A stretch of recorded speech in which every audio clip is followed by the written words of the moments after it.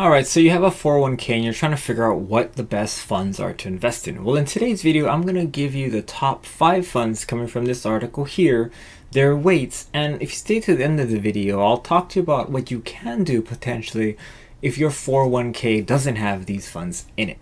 Let's get to the funds. 401ks, in case you may or may not know, are tax-deferred retirement savings tools. You don't actually invest in a 401k. It says right here in this account we have $401,000. Nope. That says you have a 401k account. So like it's not like the company's called 401k, it's your company's 401k, which is kind of like a wrapper that holds all these different investments. And a 401k plan typically has anywhere between, I've seen as little as 12 choices to as much as 100 or 200 choices, and you can choose to put money in in one of those choices of 10 to 200, and that's kind of what the 401k is. A 401k will also offer company match, let's say, where the company matches the amount of money you put in. Additionally, it gives you access to funds, and I'm going to talk about today the top 5 funds and tell you what their top 5 components are, how they stack against the S&P 500, which many of us do track on a daily basis, or at least you can see it in the news on a daily basis, kind of how much their expense ratio is, and what it would cost you if you were to try and buy these funds if you didn't have a 401k. So let's get into it. First, to give us some context, the SPY, or the S&P 500 ETF. Now this ETF is managed by a company called State Street. This is their ticker, the SPY. So the SPY, as of this video, July 26th, is down 17.04% for this year.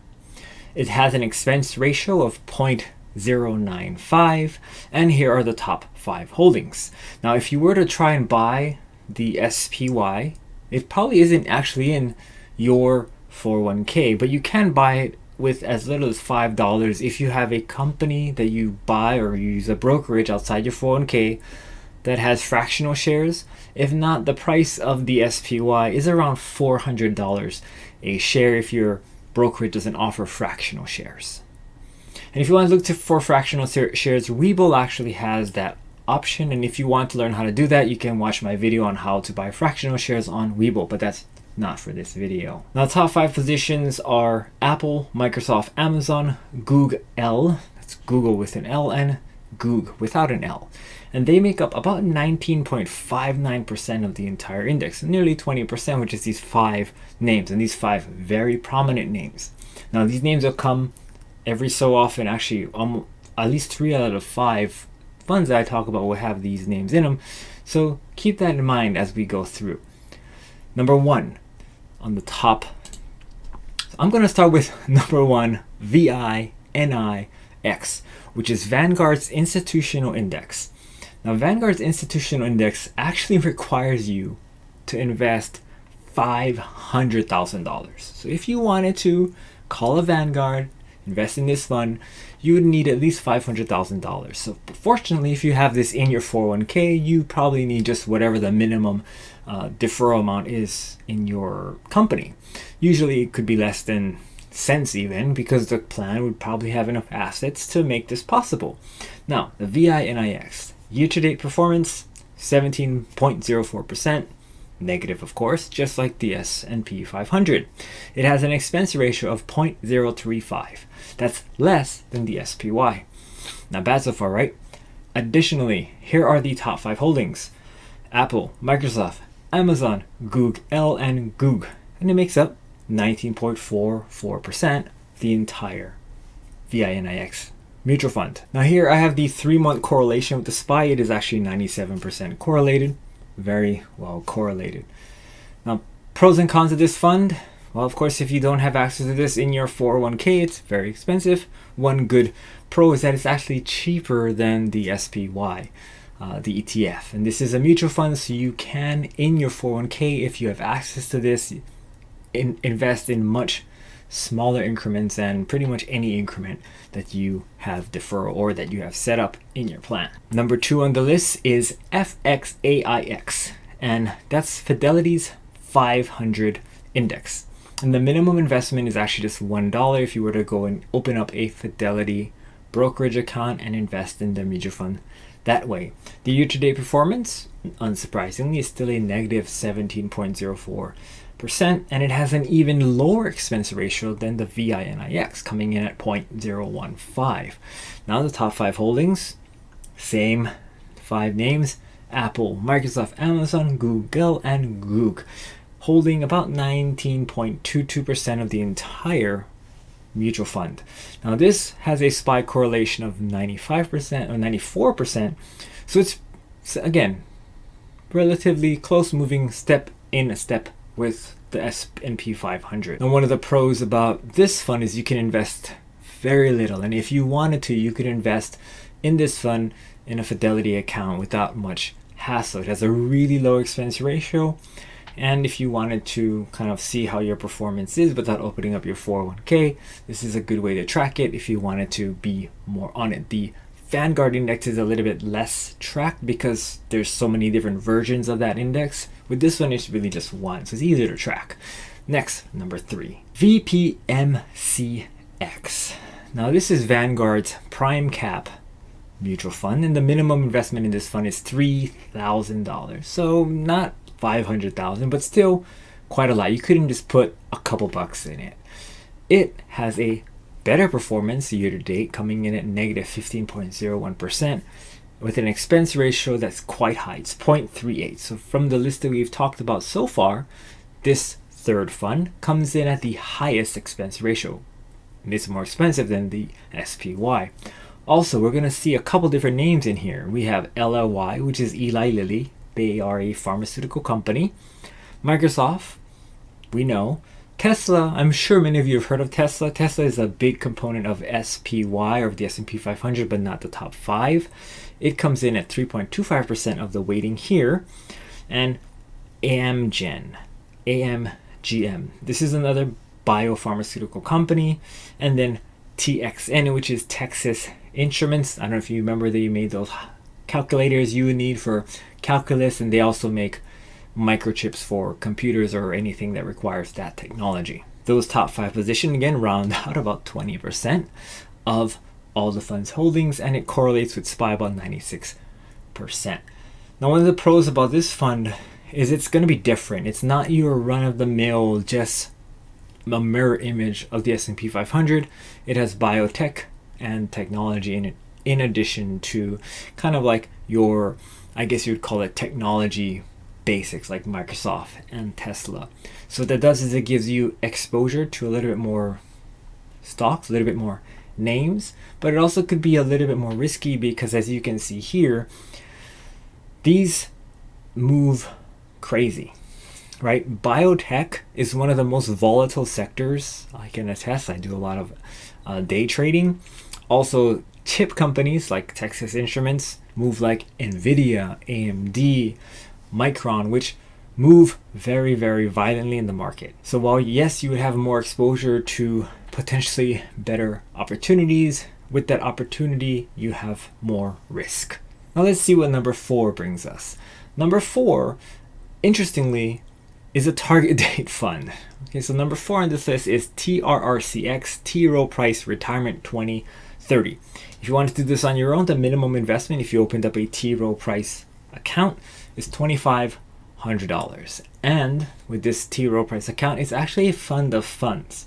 Now, I did a little bit more research than just looking at this to find out the expense ratio, but just know that this fund of funds uses a Z fund, which apparently has no fees in it. So the only fee you're paying is this 0.58 on the fee or expense for this fund to own this fund. Its performance is again negative 15.98%, not doing that much better than the SPY, but it is a little bit better because of its diversification in all kinds of things. And the 5 holdings are value, equity, growth, income, and international value. So those are the 5 positions in the top, which make up actually more than half of the actual fund. Now it correlates with the SPY at 96%, which to me is very, very surprising, simply because if I were going to retire in 8 years, I would want something that has a little bit less correlation with SPY and also a little bit less exposure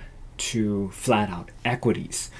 This fund, at least the top 4 right there, except income, are actually equity positions, and relatively aggressive equity positions.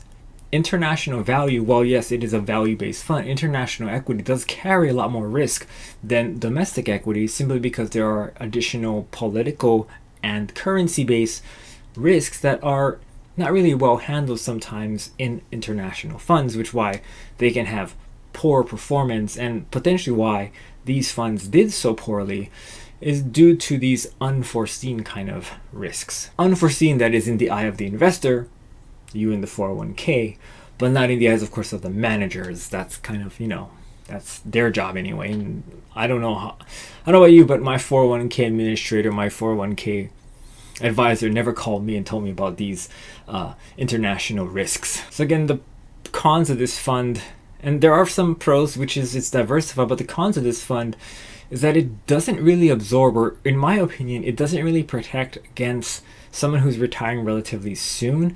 And a recent study has shown that many people, when they retire, they simply liquidate their 401k. They don't do any kind of like soft landing planning. So if in 2030 this fund is extremely abysmal without the knowledge of the investor or the 401k contributor employee, you may exit at the worst time and be writing a terrible exit plan. Rounding up number 5 is going to be a weird looking fund. It's called VIIX. And the reason why I say it's weird looking is because most of these equities no one's ever heard of, and they're mainly because they're like private holding bonds. This is the BlackRock high yield bond portfolio. Take a look at that minimum investment, $5 million. So this is something that really only institutions have access to. Most people, anyone I know anyway, wouldn't have $5 million to dump into a bond portfolio like this one, but it's doing the best from our list, coming in at negative 9.98%. Its expense ratio is 0.49, relatively high, but then again, this is a fixed income product. Fixed income products usually are really expensive, simply because there's a lot more dynamics to manage other than equities. Now, these are the top 5 holdings here. I'm not going to talk about them because, again, even I don't know what really they are. They're just probably bonds with different maturities. We have no year-to-date activity on it except for HYG, which is the high yield bond ETF that BlackRock manages.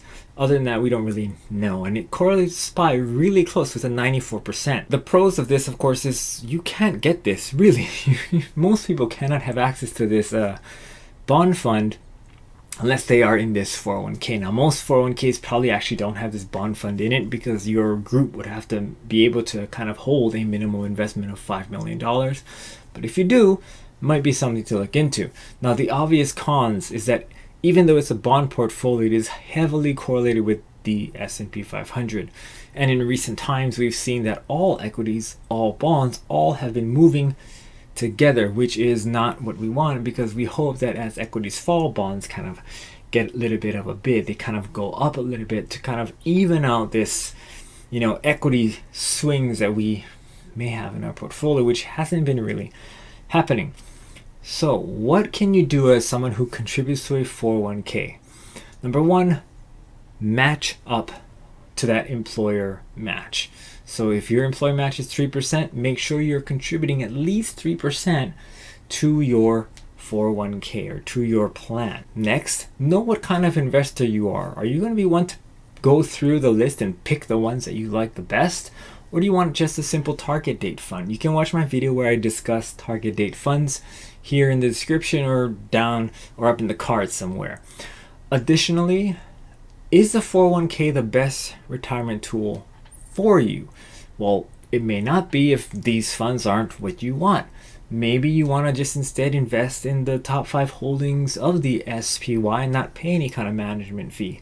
Right? We took a look at the SPY, but let's take a look at the QQQ, which is the NASDAQ. And you'll find that these names are, again, Apple, Microsoft, Amazon, Tesla, and Google. This makes up 37% of the QQQ or the NASDAQ. And if you just invest in those, let's say, 6 names, you would have almost 1/3 of the entire US stock market when you think of like the SPY 500 or S&P 500. And you can do that with very little money if you take 6 of those stocks and you buy fractional shares, which can be purchased at $5. That's only $30, and you can have kind of your own quote unquote no fee free investment vehicle.